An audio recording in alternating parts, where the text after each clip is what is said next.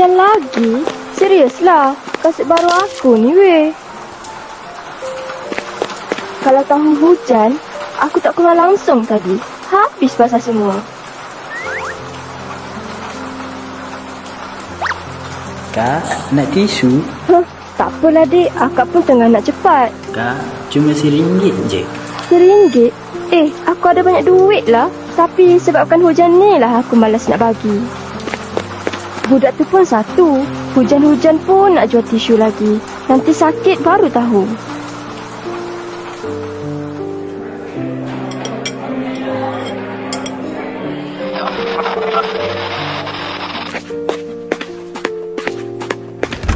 Alahai, hujan lebat ya tadi. Mujur sekarang dah reda. Nasib baik. Kalau tak, habis basah semua barang. Kesiannya adik. Adik nak makan apa? Nah, duit. Tadi nak nasi goreng kampung. Itu saja. Okey, nanti Acik masak ya.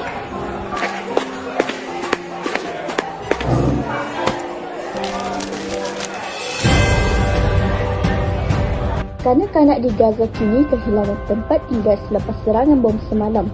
Ramai masih mencari ahli keluarga mereka yang hilang.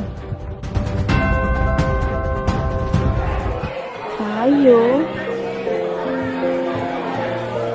Aku marah dia sebab barang aku basah. Tapi dia, hujan pun masih lagi boleh tersenyum. Dik, makanan adik dah. Tak apa makcik, bungkus je.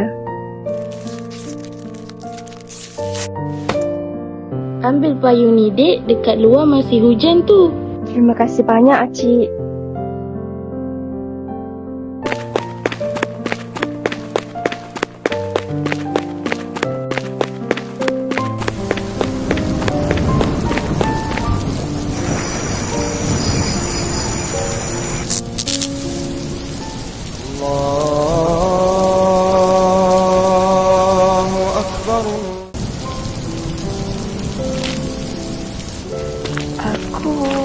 Aku patut berhenti tadi.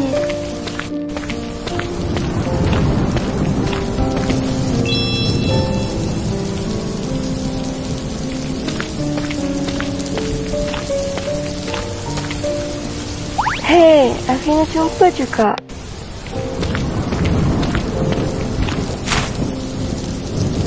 Pakai payung ni. Nanti demam. Kenapa adik kat sini?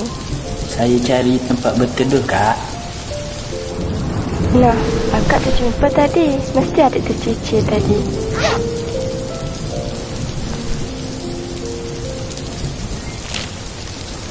Akak belikan nasi. Makan dulu ya.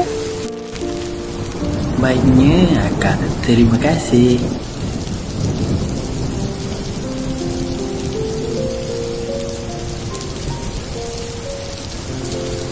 Mungkin aku tak mampu tolong anak di Palestin tu.